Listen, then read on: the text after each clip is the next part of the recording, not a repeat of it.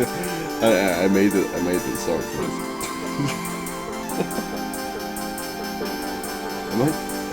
This might be a bad thing. I might get rid of this. I liked it though. I mean, I made it for something else, and then I put it in this. I'm talking about COVID. I'm also stretching a lot. My cat's on my bed. I feel like she's gonna have a really hard time sleeping.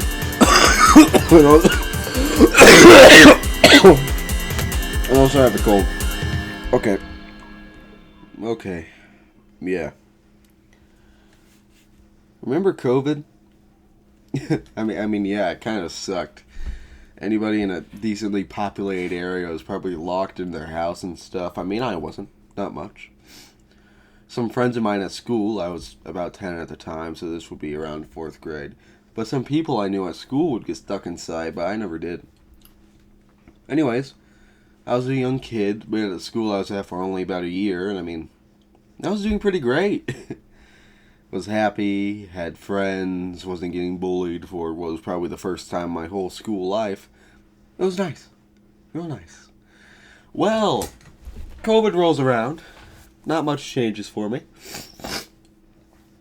I was in a small school in a small town, but there were obviously still precautions taken towards our safety, being kids and all. We had masks and social distancing and yada, yada, yada. And some kids were taken out of school. Not a big deal to me unless it was my friends.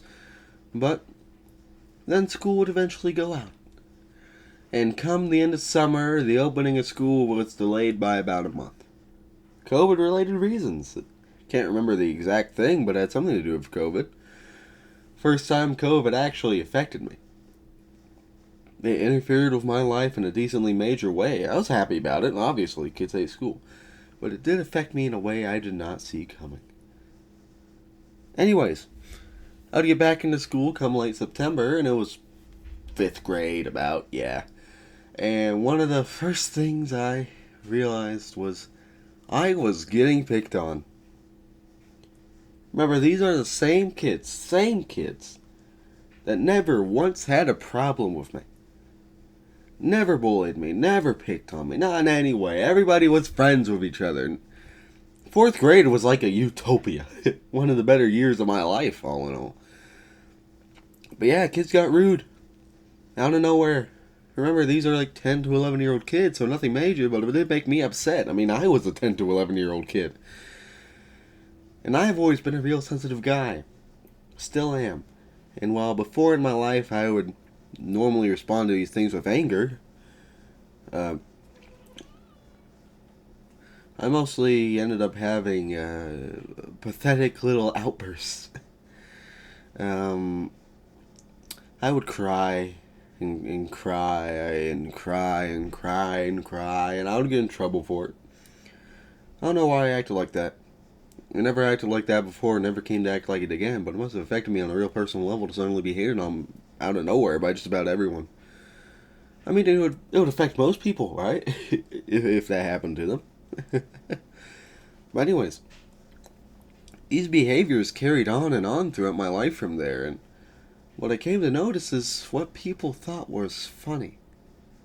In school, 7th to 8th grade to be exact, the other teens loved particular types of humor, very violent, very crude, very inappropriate types of humor, to put it simply, they thought rape was funny, they thought making fun of gay people was funny, and they thought making fun of black people was funny, blah blah blah blah blah.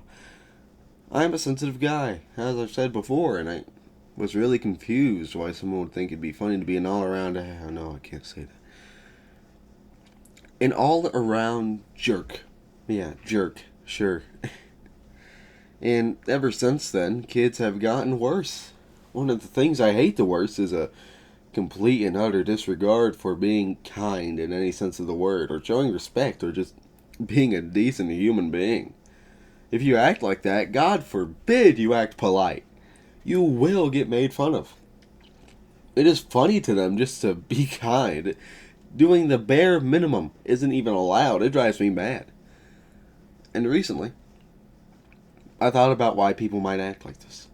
My mind went to various options. Modern day parenting? Probably not. I'd say people have gotten better at that. Social media? Maybe, potentially. I know that Instagram Reels could be a culprit, but it's not like everybody in America uses that. And eventually, my mind came to COVID. I thought about COVID. Thought about how it caused riots and isolation and blah, blah, blah. And I thought about how that would affect people. And I decided to research it. So that's what this is about. What did COVID do to everyone to make them like that?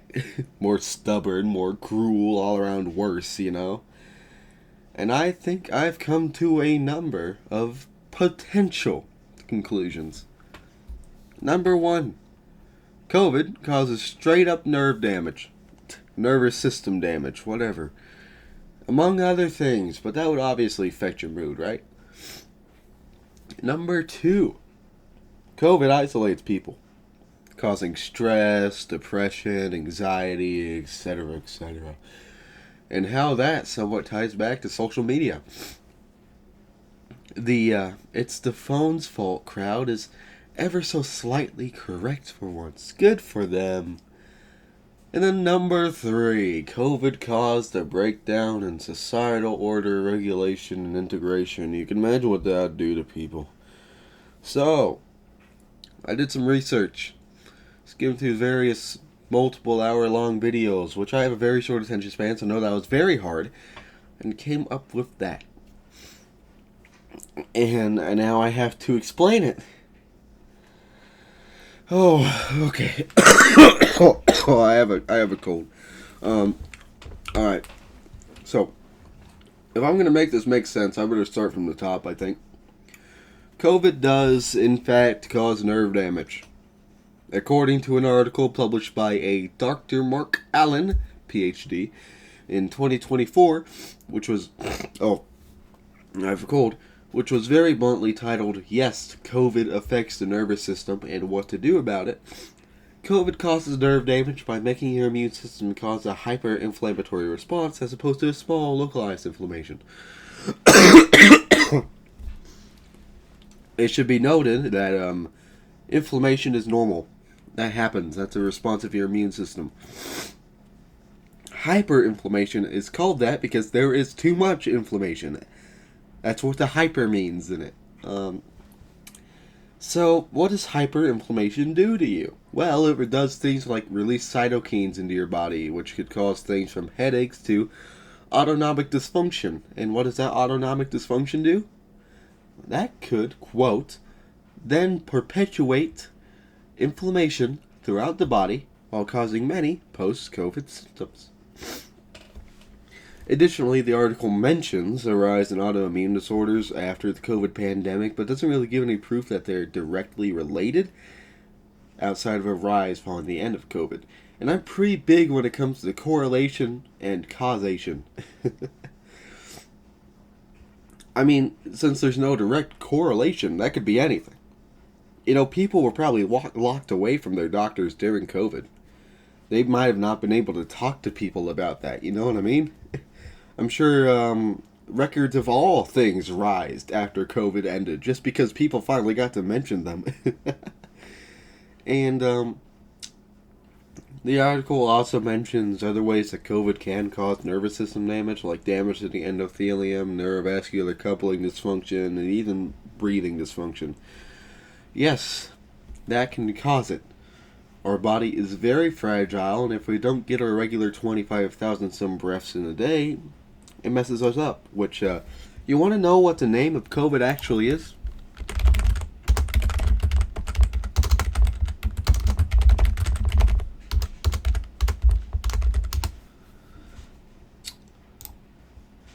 Severe Acute Respiratory Syndrome Coronavirus 2. So, yeah, I mean, it does things to your respiratory system. Who would have guessed? And so, if you're not getting those 25,000 breaths in a day, you get nervous system damage eventually. Yeah. What does all this stuff mean? I mean, you could get headaches. You can get exercise intolerance. You can get blood pressure problems. You can get an increased risk for Alzheimer's, vascular dementia, sleep problems, feelings of overwhelm, memory issues, vision problems, impaired physical stamina, feeling starved of air, increasing levels of ANS dysfunction, depression, erectile dysfunction, brain fog. I probably could have stopped at Alzheimer's and the point would have gotten through, right?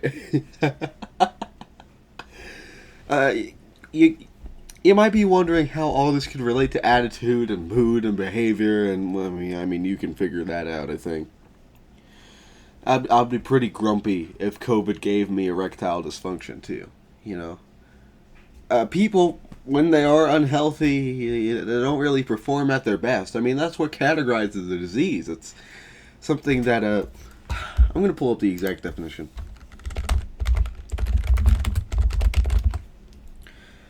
It's something that negatively affects the structure or function of all parts of an organism. Boom. So yeah, if you're unable to function properly, yeah, that makes you pretty upset normally. That's it. That tends to happen, right? So now we know that COVID makes people sick. Who would have guessed? But what else does it do? I mean, surely that's not the sole cause of all the unrest, right? No, it isn't. It's not. Good guess, you. During COVID, people lived pretty unhealthy lives. I mean, that's to be expected, right? You're forced to sit inside all day. I wrote die instead of day. You're forced to sit inside all day. And you're stressed out, depressed, mad. I mean, I would sloth too, right? But what effect did that have on people's minds? On the National Library of Medicine website, best website ever made, by the way, there is a study titled "The COVID-19 Pandemic Increased Poor Lifestyles and Worsened Mental Health, a Systematic Review." Which, yeah, that's what I'm talking about. The study, when I wrote this, it was May 15th. It's May 17th, so ignore this. The study was published exactly 3 years ago as I'm writing this on May 15th, 2023 by, I'm sorry, I'm gonna mispronounce these names. Z Sao, great start, Luli, and Yufi Say. I'm so sorry. I'm so sorry. I'm American and uncultured. I have never spoken to somebody who does not know how to speak English. In the abstract of the study, the objective of it was titled as, quote, "To analyze and summarize the impact of the COVID-19 pandemic on poor lifestyles and mental health." And the results were, quote, "Available literature delineates," right? That's how you pronounce that word, delineates? I've been over this with myself so many times, and I always forget. Delineates pronunciation. Yes. It is delineates. I was right. Okay, whatever. The results... My voice cracked. The results were, quote, "Available literature delineates the impact of the COVID-19 pandemic on unhealthy lifestyle patterns, which encompasses reduced physical activity, increased sedentary..." I pronounced this right the first couple times. Increased sedentary behavior, augmented screen time, disturbed work and sleep schedules, more smoking and alcohol consumption, and mental health disorders such as anxiety and depression. And that, quote, "It is imperative for both governments as well as people to be cognizant of the detrimental impact of the COVID-19 pandemic on lifestyle, as well as physical and mental health. Prompt interventions must be implemented to address these issues." So, let's talk about that some. The human body, our body, is complex and a fragile mechanism, kind of built on routine, among other things. You sleep at the same times, eat at the same times, pee at the same times, usually. You get me? COVID destroyed any semblance of routine that most people had. I mean, people were locked in their homes, made unemployed, and yeah, you sat inside all day doing nothing. I'm sure I'd be grumpy, I'd be lazy, I'd be bored, I'd be sedentary. You sure would. And not to mention, you are locked inside all day, every day, for however long. Okay, this is a big one. Isolation! Isolation and what it does to the brain is something that has had billions of essay papers written on it. Exaggeration. And probably another YouTube videos made on it. Maybe an exaggeration. So yeah, it's pretty well documented. Isolation, it messes you up. It's so bad for you. It's so bad not to have social interaction. You know solitary confinement? You know that? You know that thing that really bad people get to send to prison and they get solitary confinement? It destroys your mind if you're in there for more like 5 days. you go mad. You go insane so fast. Just like that. Like that. Really fast. I just woke my cat up. I'm sorry, Nala. You can go back to sleep now. She is. Okay. So yeah, I think one of the first times isolation was actually studied, it was in like the 1950s. And it was kind of a side discovery of a really unethical experiment involving stimulation. A bunch of people got placed in a room, alone, with little to no sensory input. It was more than about the lack of stimulation than the isolation, but that was still a factor of it, I guess. So yeah, isolation has been studied since the birth of the lobotomy. Nice to know. Oh yeah, I have a cold, by the way. I don't know if you noticed. Anyways, COVID forced people onto isolation. I'm sure you knew that, and you know I was going to talk about it eventually. What does that mean? What does that mean? According to a study by the American Psychological Association, which was presented in 2020 and posted onto YouTube in 2022 under the title of The Psychological Toll of COVID-19, isolation meant a lot of things. Overall, people felt more lonely, stressed, and anxious. Along with that, people, primarily teens, were forced into using social media to obtain any unique social interaction outside of their parents.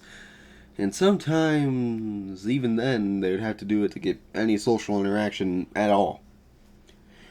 Social media is not a bad thing. But, okay, so you knew this was going to come up eventually, right? I talked about it in the beginning. You ever use YouTube Shorts? Ever used Instagram Reels? Do you remember George Droid? Droid. They made him look like a robot. I don't get what the point of that was. They did it with Charlie Kirk too. It's really weird. But yeah, that's where this is going. Hatred, primarily hatred towards minorities, but as well as hate in general, spread like wildfire during COVID. Cringe culture, George Floyd and his variants. I mean, if you were dared to post a rainbow, just a singular unrelated rainbow, you know very well that some 15-year-old was going to go talk about how much I hate gay people in the comments. I mean, yeah, it was awful. And it was normal. Oh. This is the part where I rant about human rights. So, in 2020, nearly 100 bills against LGBTQ rights were made and tried to push through the House. Some passed, especially in states like Tennessee. I forgot Tennessee existed. It's very underwhelming. As of May 15th, 2026, 529 of these bills have been made, just this year, many have passed. These things are normal now. This behavior is normalized. This willingness to deprive other human beings of their rights and liberties. And I feel like a lot of that was... a lot of the support for these things comes from youth like me. And personally, that's the one thing I really do blame social media for. Causing people to become so accustomed to hating everyone. We are all human beings. We have all worked together to build the world we live in. Yet we've never been able to agree that each other deserve to live. I mean, from as far back as when the years started being counted, there has always been some group of people being hated, tossed around, and scapegoated. And I guess that's normal. I rant about these things because I have people that I care about that are actively affected by these laws. I can't say it. It makes me mad. It makes me scared. What if something happens to them, you know? It's completely out of my control, but what if something happens to them? And then what? Something will happen to the trans people, and then something will happen to the gay people, then something will happen to the black people, and all that'll be left is people who thought they'd never be affected by it, right? Everybody gets screwed over by this. In the end, it's hate. And it's verminous, parasitical. It takes over you, makes you into something different. I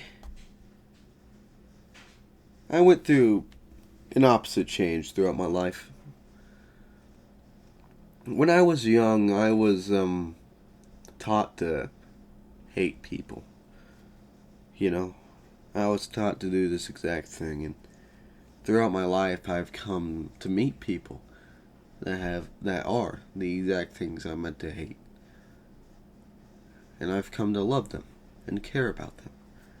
And that changed me as a person to someone who can support and care about others. And as someone who used to be so hateful, I gotta say, it's very exhausting. You gotta restrict who you talk to. You gotta force yourself to be uncomfortable all the time. Uncomfortable and scared of everything. You gotta laugh at all those bad jokes and pretend to be whatever the hell normal even is. Have we come up with what normal actually means? Is it still an abstract definition? Is it even a word if it means nothing? I'm ranting. I'm ranting a lot, aren't I? I don't care. I don't even care anymore. I need to rant, because people don't rant enough. I hate to hate. And I don't get how other people aren't sick of it yet. I just want people to get along. I have been taught throughout my entire life that actions have consequences. Every action has a consequence, and I understand that wholly. But people should not have to deal with consequences for being themselves. That's barely an action as much as it is part of being a human being. And on top of that, people who hurt and kill these people that are just trying to be themselves get way too much positive attention for it. I mean, you'd think people would be pretty mad at you for murdering someone, but you know, there's still like a 10 or some states in the US that allow you to use the panic defense in court. You know what that is? The panic defense? The panic defense is when somebody comes out to you as being gay or something like that, and your first logical thought is to shoot them dead on the spot. You can use the panic defense, saying that you panicked and freaked out when you were told that. And there's a pretty good chance you'll just get away with it. I mean, I think it's outlawed in 42 states. I think. I'm too lazy to look it up, but I think it's 42. This isn't in the script. I'm just talking about this because I hate it. That is an action, and that should have a consequence. A few days ago, there was a 19-year-old trans woman who was murdered.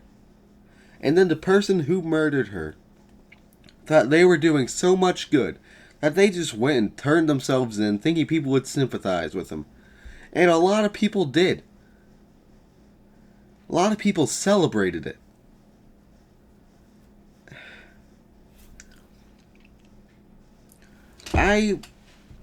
I still believe wholly that there is hope for our future. Our future. As human beings. Despite all this hate, especially towards LGBTQ youth, there are more people, including youth, that identify as LGBTQ than any other generation to date. In the thousands of years humans have existed, we are finally learning to care. But there are still so many of you trapped, stuck in your primal instinct, stuck in the idealism of judgmentalism, trapped within the ice age, mind completely frozen over as the world warms around you. You are stuck and trapped, and unable to perceive that people aren't the same. And I wholly believe that there is a better life for people like you if you learn to be a better person. You will suffer. You will live a horrible life if you spend your entire life hating everybody. The one thing you're going to be thinking on your deathbed is what would have happened if you lived any different. You know? And you could have lived different. You could have been happy. You could have had friends. You could have not been scared of everything. And what I'm trying to figure out is why. Why are people like this? I'd love to blame COVID for a lot of this behavior, this hatred and this cruelty. I do. I want to. And while it was certainly a large factor into creating it, it's not the reason. Gay marriage in the United States was only legalized in 2015 on a 5-4 Supreme Court decision. And there are still people trying to ban it again barely a decade into its lifespan. At the end of the day, people are who they are based on what they are surrounded by. And the world was already filled with hate long before COVID was ever a thing. Ever since we started counting the years. But I still believe that there is a chance for people to change. And to fix their hearts and be happy. But it might take a while, you know? Change always takes a while. Because in order to change, you gotta realize that you are wrong.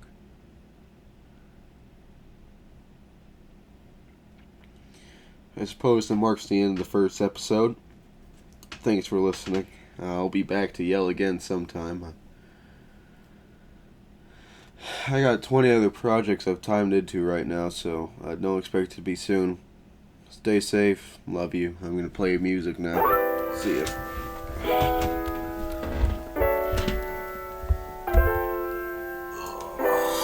I'm gonna go get a drink.